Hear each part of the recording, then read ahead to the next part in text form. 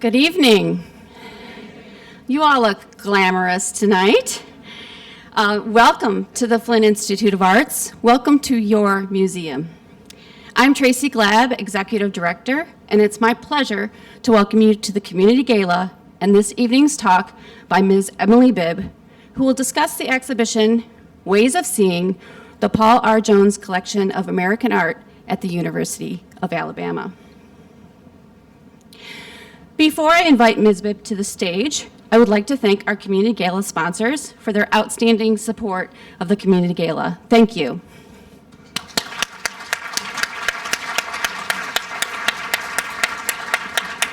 Get ready to clap a lot. That's what this is like. We're going to do. I would also like to thank the Charles Stewart Mott Foundation, whose continued support has enabled the FIA to provide many memorable exhibitions, such as the one opening tonight.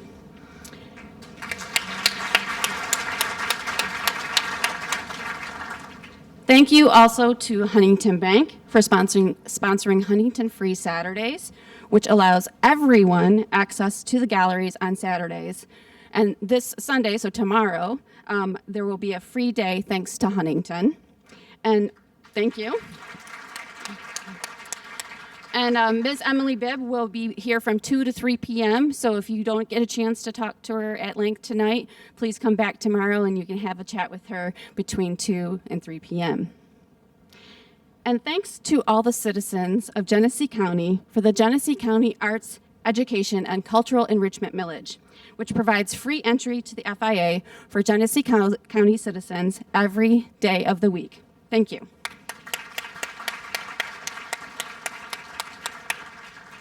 And now there's no slide for this, but I would like to thank the FIA staff tonight.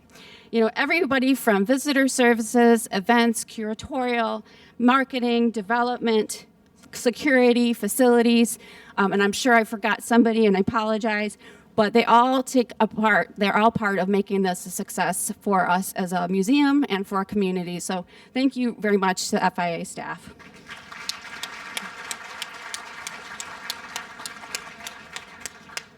And it's my pleasure to announce that funds raised from last year's Community Gala have been used to purchase Keith Duncan's The Funeral Repast, which is on the left here in the image that you see.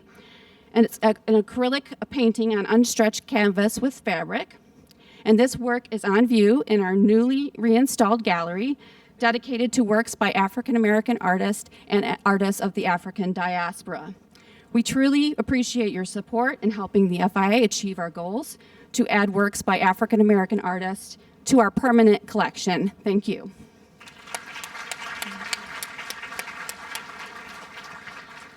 And also something that on my script, so the image is not there, but we have an exhibition in our graphics gallery called Expressions, African American Works on Paper. And one of the works in the exhibition is by our very own Ed Watkins, who's in the audience tonight.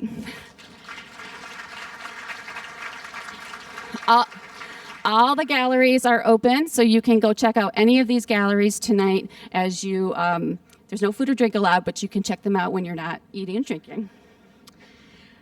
Now, I would like to invite FIA board member and Gala committee co-chair, Teresa Stevens-Locke, and Gala community co-chair, Omar Sims, to please come to the podium. And while they make their way up, let's all take a moment to silence your cell phones.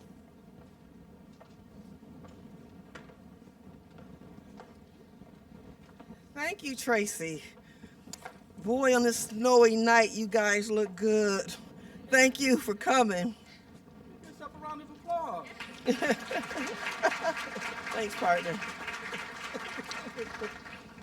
Well, on behalf of the Community Gala Committee, we would like to welcome you to the 16th Annual Community Gala. 16! We know you're going to enjoy the amazing lecture by Emily Bibb. Thank you, Emily, for coming from Alabama. I'm sure you love Michigan. You know she's from England, so she's used to this cold weather. Rhode Island. Okay, it's cold weather.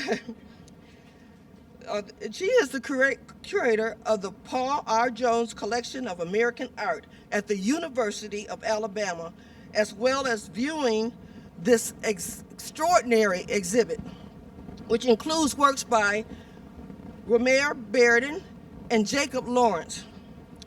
We would like to take this time to acknowledge our committee, the hardest working committee in Genesee County that have worked so diligently on planning this great event for you.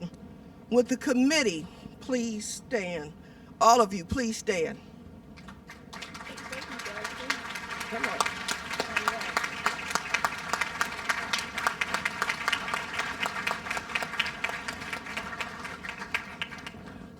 We're going to give you some additional information about this gentleman, but we also like to recognize one of our members of this committee, and also he's a member of the Flint Institute of Arts Board, Brian Nolan. I would like his wife, Ms. Jackie Nolan, to stand. Thank you, Jackie.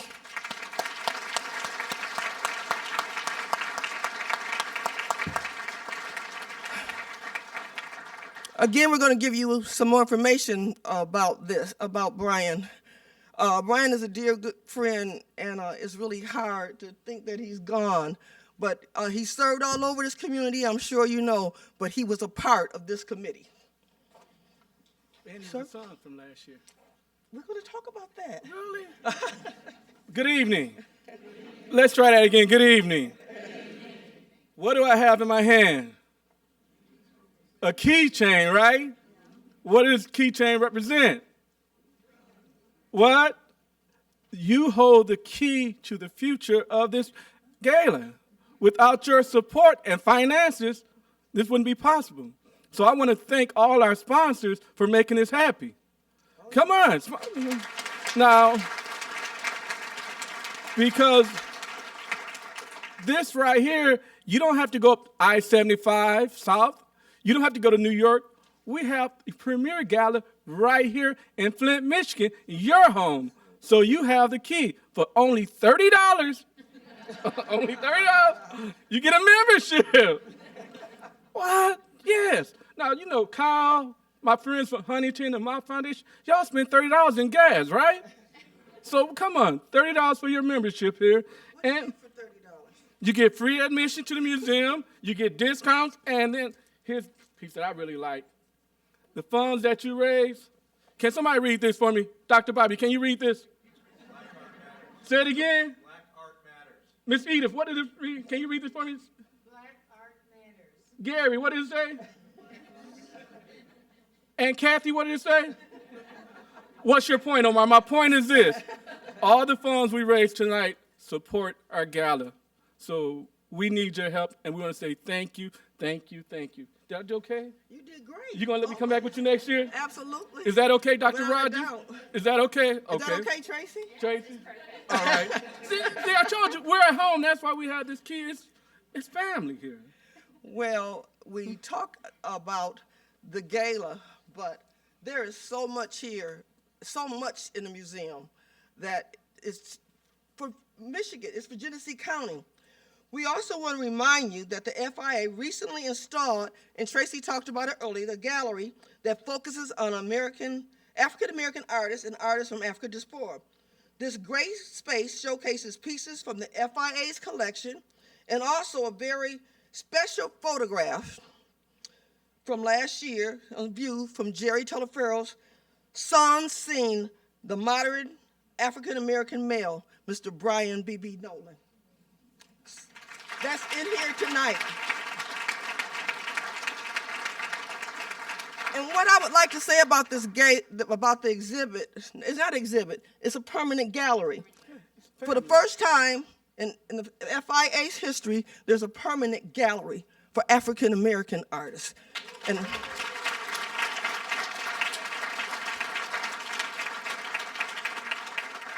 that's not inclusive of the gala you're going to see tonight. So don't go into the gala and say, where's BB's picture? It's in the African American exhibit hall. So look for that. But I am also proud, and Tracy also stole my thunder, Flint's very own Mr. Ed Watkins' artwork is featured in a third gallery here in the Institute, and it's in the expressions work by African American artists. And that exhibit is open till April 16th, but it's open tonight, so don't leave tonight without going to all three. No, go to all of them. All the galleries. Why just? I mean, because the glass gallery is my very favorite. So go to all the galleries, but have fun. But again, $30. You have the key. And I'm not gonna do like we do at church. That anybody want to match me with the $30? But Tracy, are we okay? Yes, we're okay. Right. Again, on behalf of our community, we really do want to say thank you and be blessed and support your own, because this is a hidden jewel in the nation. Okay, we have one of the best in the nation. How do I know? Because we travel and we know. So, thank you.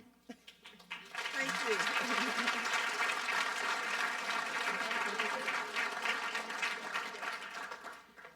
Thank you, Teresa and Omar. Now it's my pleasure to introduce tonight's speaker. Emily Bibb came to the University of Alabama in 2012 as collections manager for the Paul R. Jones Collection of American Art at the University of Alabama, one of the largest and most comprehensive collections of 20th century African American art in the whole world. Bibb now serves as the curator of the collection. Among the numerous exhibitions she has created for the Paul R. Jones Museum and for traveling exhibitions, most recently are selected works from the Paul R. Jones collection at the Houston Museum of African American Culture. At the Jones Museum, It Don't Come Easy in conjunction with the music department during Alabama Blues Project. My Spot in the Sunlight, a Four Freedoms exhibition, and BAM, Black Panther in the Black Arts Movement in the Paul R. Jones collection. She has collaborated with numerous faculty and guest curators on Jones Museum exhibitions. Bibb also serves as the digital archivist for the Birmingham Black Radio Museum in Birmingham, Alabama. She holds a Master of Library and Information Science from the University of Alabama and a master's degree in museum studies from New York University. She graduated summa cum laude from the University of Rhode Island with a Bachelor of Arts in Studio Art. Please join me in a warm Flint welcome for Emily Bibb.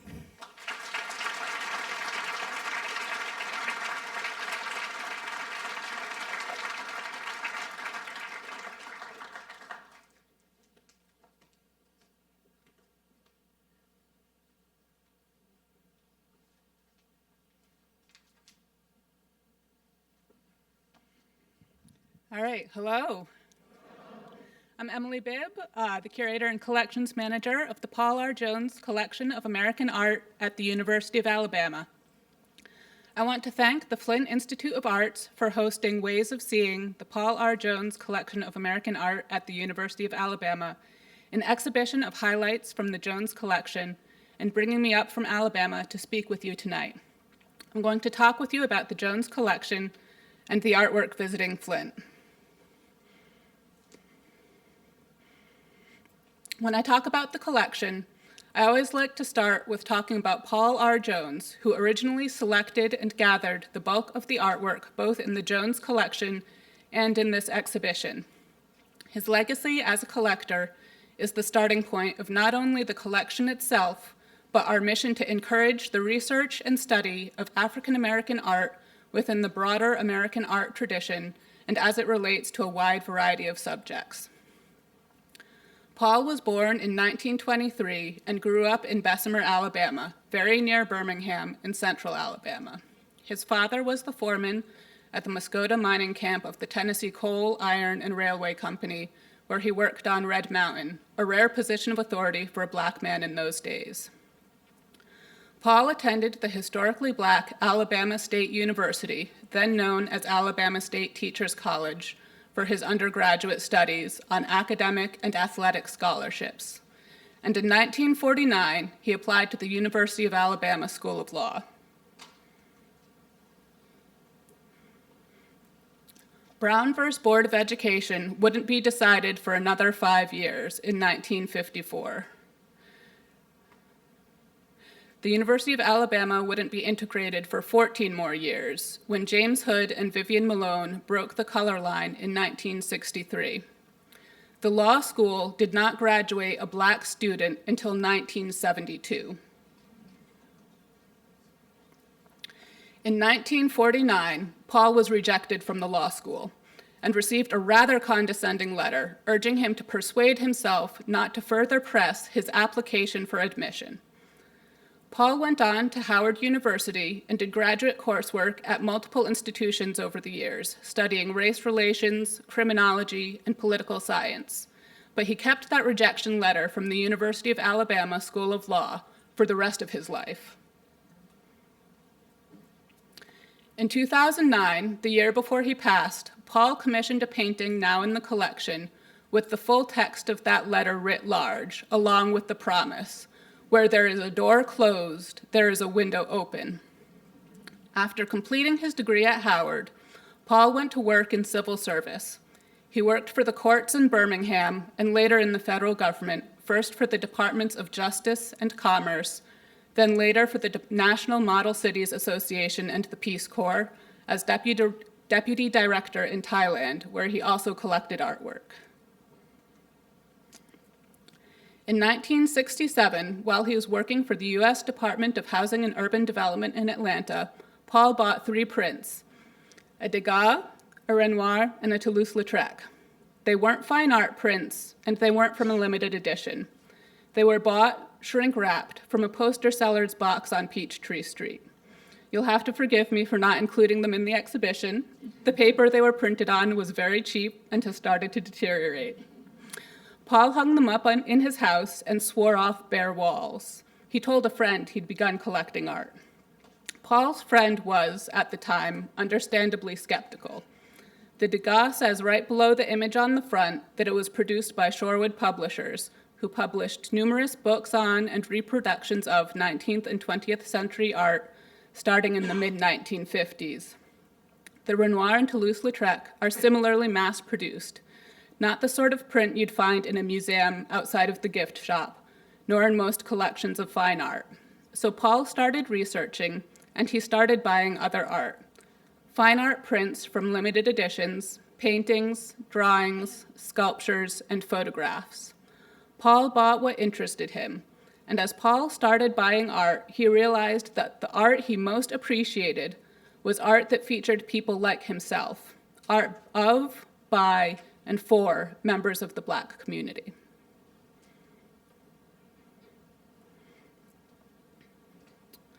Paul saw that not many people were collecting art by Black artists.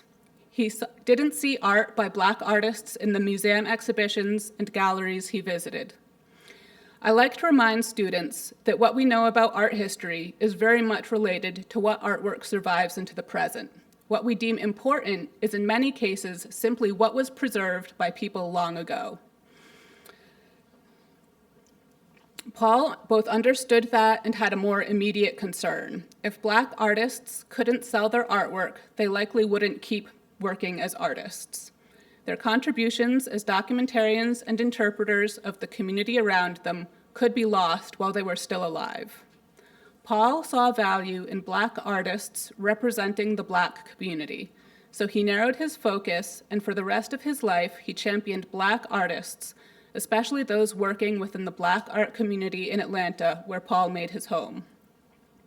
Of the artists represented in this exhibition, at least 10 have ties to Atlanta, including Kevin Cole, who was commissioned to create the Olympic murals in Atlanta in 1996, John T. Riddle, a Californian who taught at Spelman University from the 1970s through the 1990s, and Lynn Marshall Linnemeyer, whose public art project, Journey to Freedom, Women of the Civil Rights Movement, installed at Freedom Parkway in Atlanta, Georgia, reinterprets the contributions of Black female artists during the Civil Rights Movement, like Dr. Doris Derby and Sheila Turner, also represented in the collection and this exhibition.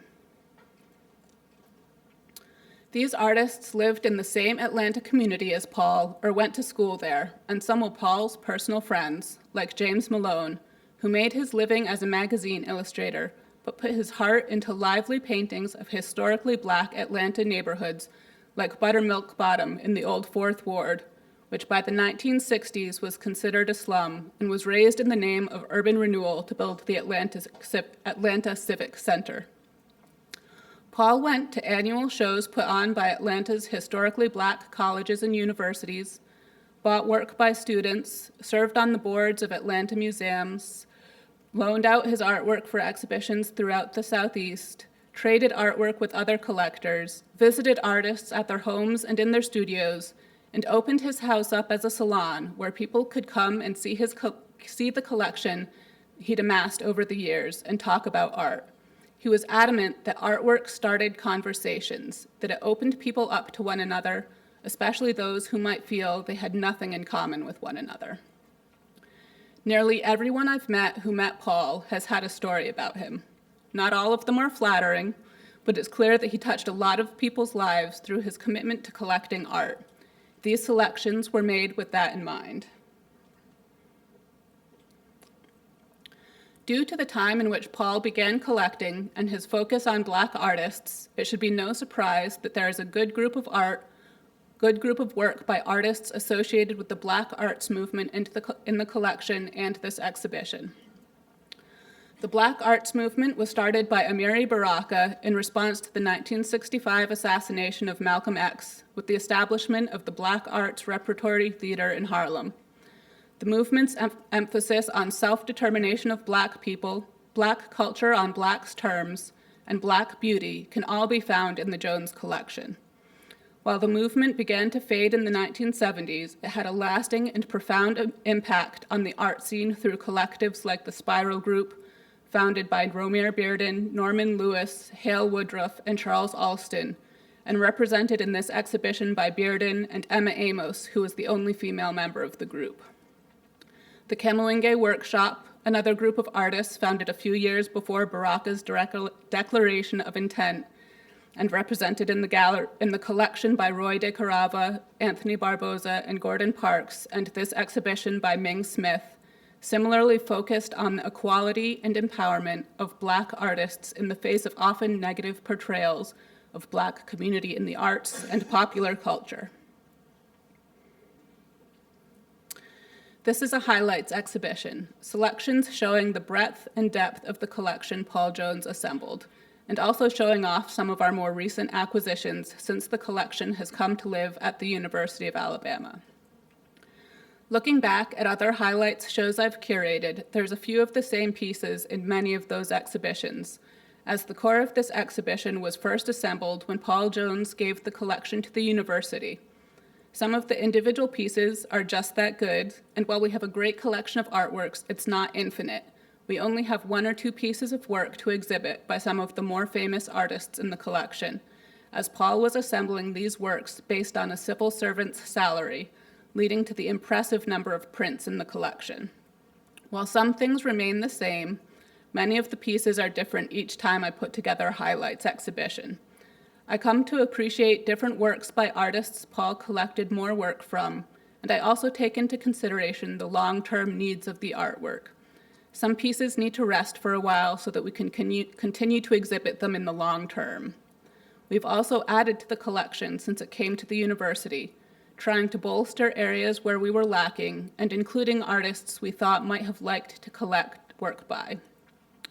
One of the pieces in this exhibition, a photograph seen here by Dr. Doris Derby, who passed away just last year, was one that Paul had seen and been interested in before his death, but not arranged to purchase. It is our only piece by Dr. Derby in the collection, and an excellent example of her work documenting the civil rights movement of the 1960s.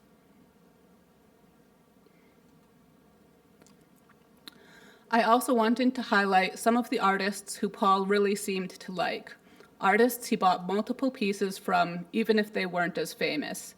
He had a great fondness for Atlanta-based artists Amalia Amaki, Roderick Vines, and James Malone, who I've included work by in this exhibition. These artists all have wonderfully recognizable styles, making their work easily noticeable when you walk through the collection. The portrait of Paul by Sheila Prebright included in this exhibition is perhaps the last one taken of Paul before he passed. Sheila was an artist he collected both broadly and deeply. We have work from 5 different series she developed in the collection, along with numerous other portraits Paul commissioned, some of them as much of his collection as of himself. Since the collection came to the university, we've been pleased to welcome Sheila back there as a guest speaker and continue a relationship between the collection and an artist whose work Paul clearly appreciated. The portrait of Paul by Sheila Prebright, advanced the slide, but not my notes.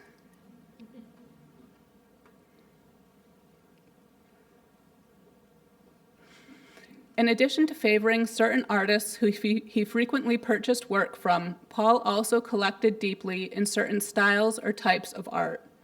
He loved black and white photography and collected numerous photographs by P.H. Polk, such as the one here on the left, and many by other artists, famous and unknown. Another medium you'll see a lot of is mixed media in both assemblage and collage. Paul often collected along themes, leading to strong groups of work depicting musicians and nightclubs, the struggle for equal rights, and of course, portraits of himself.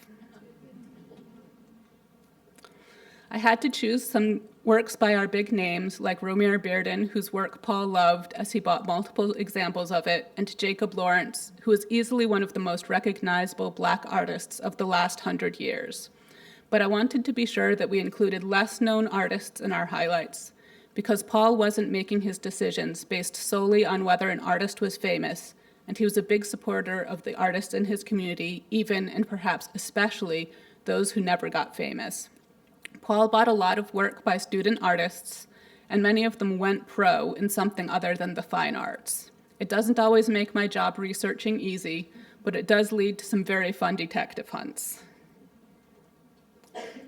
The collection has also grown since it was donated to the university.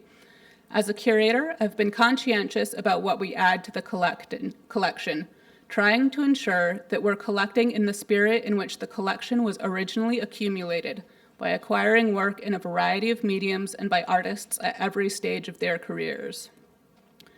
Included in this exhibition are some pieces that were added to the collection in recent years: a beautiful print by Joe Overstreet, our sculpture by MacArthur Grant winner Whitfield Lavelle, and a fantastic early drawing by Thornton Dial, who, like Paul, had strong family ties to Bessemer, Alabama. They're all very different pieces, and they're all, I think, stunning. By continuing to collect, to identify gaps in the collection and then fill them, we're able to present a broader and more accurate representation of the contributions of Black artists to American art. We're also able to maintain our relevance, collecting pieces that address climate change, economic disparities, and the Black Lives Matter movement that are at the forefront of the public consciousness, and to also relate those more contemporary concerns to their historic precedents. Some of our more recent acquisitions, although not in this exhibition, include a gift of a Purvis Young, who I knew is well represented here in the collection in Flint. We only have one piece by this Titan, but for a museum of our size, even a single piece by an artist of Young's stature can make a huge difference. This piece was given in conjunction with an exhibition in 2019, the first solo exhibition of Purvis Young's work in the state of Alabama. While the gift filled a gap, it also added to an established strength in Southern vernacular art, which we have tried to continue as we consider both acquisitions and exhibitions at the Paul Jones Museum. Recent exhibitions resulting in acquisitions for our permanent collection include new bodies of work by Celestia Morgan and Cedric Smith. Celestia is a faculty member at the University of Alabama and a photographer exploring the historical inequalities reinforced by redlining, which lends its name to some of her earlier work that's in the collection of the Birmingham Museum of Art, and economic disparities. Her exhibition Disparities at the Jones Museum featured new photographs, such as the one pictured here, Walmart, Fairfield, Alabama, 1972, reflecting on how racial zoning maps affected not only housing, as in her redlining series, but how shuttered big box stores and toxic landscapes are a result of those systematic practices of inequality. In our exhibition Horsepower at the end of last year, we presented new paintings by Cedric Smith, whose past work has explored the absence of Blacks in the historical narrative through the lens of advertising, collage, and ephemera, as seen in his mixed media piece, The Sugar, which is included in this exhibition. His newer work, as seen in the painting Cowgirl, Blue Wild Rag, applies that same research-guided exploration of absence to Black cowboys, jockeys, and Union soldiers in the Civil War. While the focus of Paul's collecting was art by Black artists, he was very firm when making the gift. This was American art and would be categorized as such. The collection also includes artwork by Caribbean, Latin, European, Indonesian, and Thai artists. We have very good representation in the collection of art by Black women. In this exhibition alone, there is work by Emma Amos, Sheila Prebright, Clarissa Sly, Amalia Amaki, Felicia Grant Preston, and quite a few more. Of the almost 2,000 works in the collection, just under 400 are by female artists. That's almost but not quite 20%, which I'm proud to say is better than the results of a survey conducted by Art News between 2008 and 2018, which found that only 11% of acquisitions and 14% of exhibitions at 26 major American museums were of work by female artists, and just over 3% of acquisitions and exhibitions in that time were made up of female African American artists. Between his focus on art by Black artists and the strong group of work by female artists, it's clear that Paul was interested in collecting art by people who were historically excluded from public and private art collections on multiple criteria, whether that was race or gender. All of these are artists of incredible skill and ability, as you'll see for yourself when you walk through the exhibition. Later in his life, Paul started thinking about what would happen to the collection he'd amassed, a collection reputed in the early 2000s to be one of the world's largest private collections of African American art by The Crisis magazine, the publication of the National Association for the Advancement of Colored People. In 2001, Paul had given a large portion of his collection to the University of Delaware. As you may guess, there's a lot of overlap between the two collections, including cases where Paul bought multiples of the same photograph or print, and one copy ended up in Delaware while another came to the University of Alabama. Around that same time in the early 2000s, a graduate of the University of Alabama Law School heard Paul talk about his experience applying to and being rejected from UA Law. As a result, in 2006, Paul got a long overdue apology. That same year, Paul was awarded an honorary Doctor of Laws from the University of Alabama Law School and gave the address at commencement. Unfortunately, I don't know all he said that day, but I know two things he mentioned. First, that we cannot escape or erase our history, and so we are compelled to do better in the future. We've taken that on as a motto, so it is always in our minds to do better. Second, and a sentiment we're grateful for, is his decision to grant forgiveness without bitterness. As part of our commitment to remembering Paul and his generosity, pieces from the collection are exhibited at the law school semi-permanently. Other on-campus displays include installations in the English Department's building, the office of the Dean of the College of Arts and Sciences, and the Math Department office. In the years after his reconciliation with the university, Paul continued to think about his legacy. He wanted the artwork he'd been collecting for all those years to be accessible to the public. He wanted people to be able to view the artwork and for it to continue sparking conversations. He wanted it to be used to educate, or, in Paul's words at the time of the gift, the university is a flagship for the state of Alabama, and so by giving it to the university, I feel that I am giving it to the people, the citizens of Alabama. As a result, I feel we have an obligation, not just legal, but moral, to continue Paul's work, to share this artwork with people, and hope that it encourages them to talk to one another, to think about how they relate to their own community and to others. I'm so honored to be here tonight sharing this artwork with the people of Flint and hoping that it can start some conversations here. Loans like this one to the Flint Institute of Arts are just one way that we hope to spark conversations with Paul's collection. So thank you for participating in the outreach portion of our mission here tonight. We've made similar loans to institutions in the past, mostly within Alabama. We regularly participate in the Martin Luther King Jr. Art Walk at Stillman College, a historically Black college in Tuscaloosa.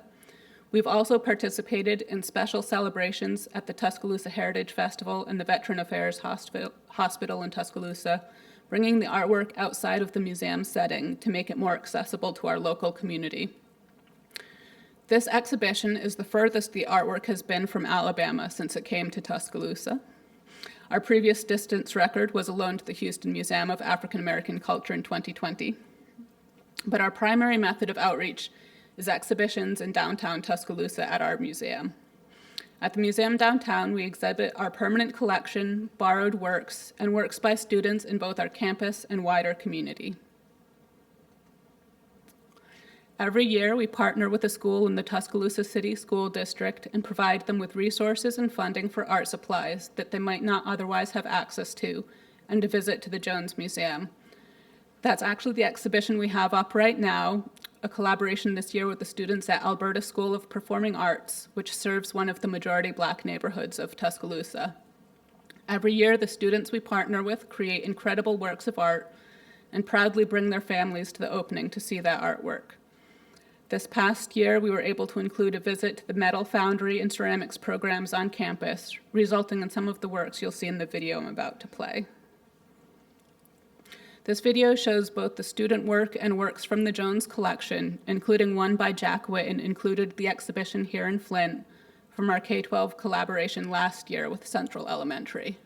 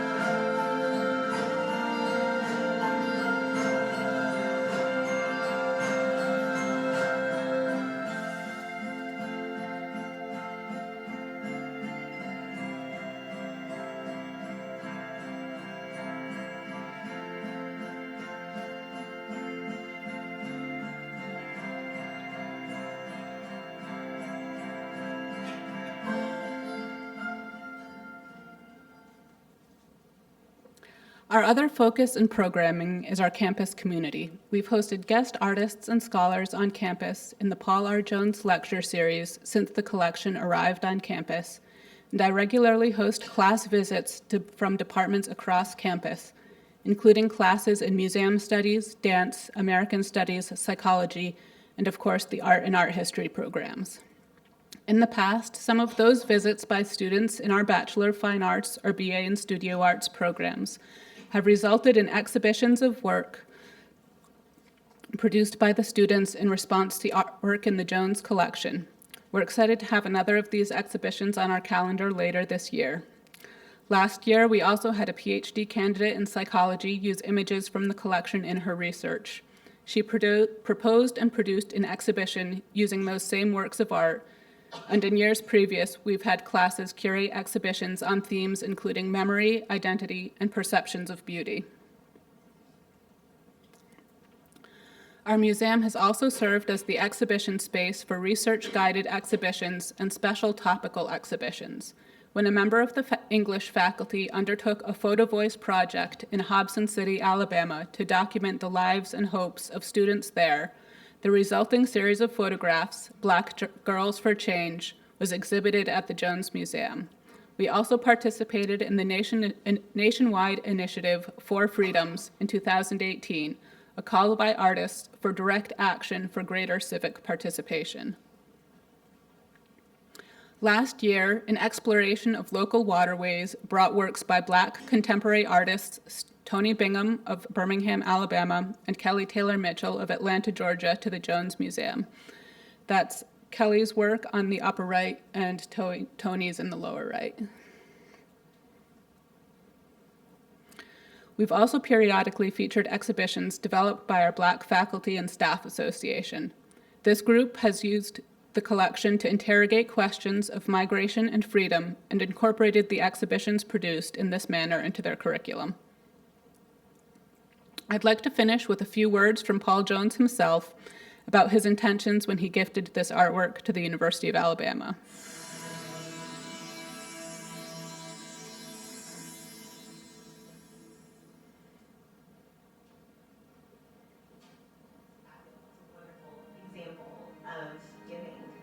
It's more important for me to share the love, leave it here as a legacy, and to see it as a catalyst for good, and that's what's important to me.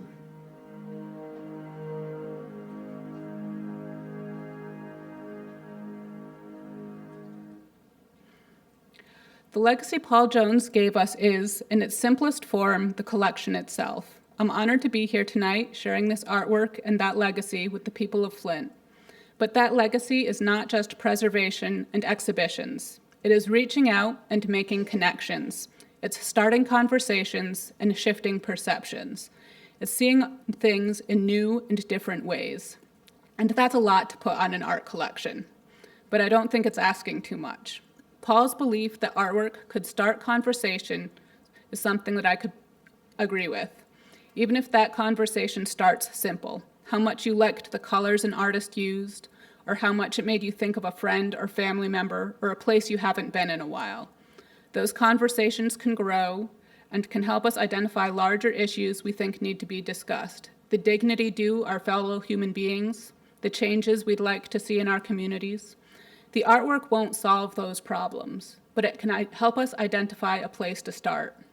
Thank you for having me here tonight, and I hope that I've planted some questions and ideas while I'm here. Thank you again to Flint Institute of Arts for hosting this exhibition and bringing me up here to speak with you tonight. And if any of you are ever in Tuscaloosa, of course, please come visit the Jones Museum. We'd love to have you.